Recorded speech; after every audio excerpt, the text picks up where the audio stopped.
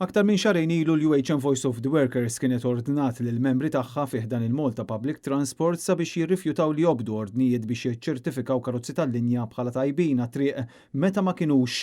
Dan ikkonfermah mal-ġurnal Sunday Times of Malta il-kap eżekuttiv tal-UHM Josef Vella hekk kif insista li fi frar huma rċevew rapporti minn numru ta' persuni kollegi tas-supervisor illi fetaħ il-protest ġudizzjarju fil-konfront tal-Malta Public Transport fejn bħalma qal Claudio Kutajjar fil-qorti huma nsistew dwar allegazzjonijiet simili aktar minn xarejn ilu. Josef Vella spjega li l-Union kienet appellat lil kumpanija biex tiċċara l-affarijiet dwar din is-sitwazzjoni bil-Malta Public Transport tindika li kienet għaddejja investigazzjoni. Madankollu l-UHM baqgħet ma rċeviet ebda risposta. Din il-ġimgħa Kutajjar fetaħ protest ġudizzjarju fil-konfront tal-kumpanija li tħadmu fejn saħaq li rċieva teddid wara li rrifjuta milli jiċċertifika numru ta' vetturi. Il-Malta Public Transport qed tibqa' tiċħad dawn l-allegazzjonijiet u saħqet illi se tkun qed tiddefendi r-reputazzjoni tagħha anke b'azzjonijiet legali.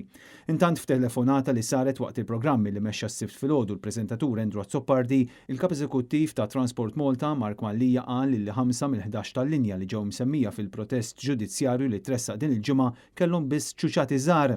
Mark Mallija konferma li saru spezzjonijiet minn Transport Malta fuq dawn il-karozzi tal-linja.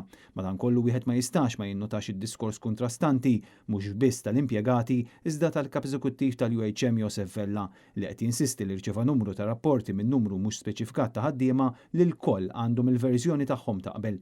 Filwaqt li l-Malta Public Transport ikkonfermaw mat-Times li l-UHM kienu ordnaw id-direttivi, kelliem mal-kumpanija li tkellem mal dan il-ġurnal stqar li Kutajjar jinsab temporanjament sospiż fuq paga sħiħa. Dan is-supervisor qed jallega fost l-oħrajn illi karozza tal-linja minnhom kellha iż-żejt qed iqattar fuq il-brejkijiet b'riskju illi tkun ta' periklu għax-xufier, il-passiġġieri u ċittadini oħrajn. Karozza li qed jallega li ġie ordnatjat il-barka tiegħu biex tibqa' tinstaq fit-toroq. Iżda l-Malta Public Transport qed tibqa' tinsisti li dawn l-allegazzjonijiet huma folots.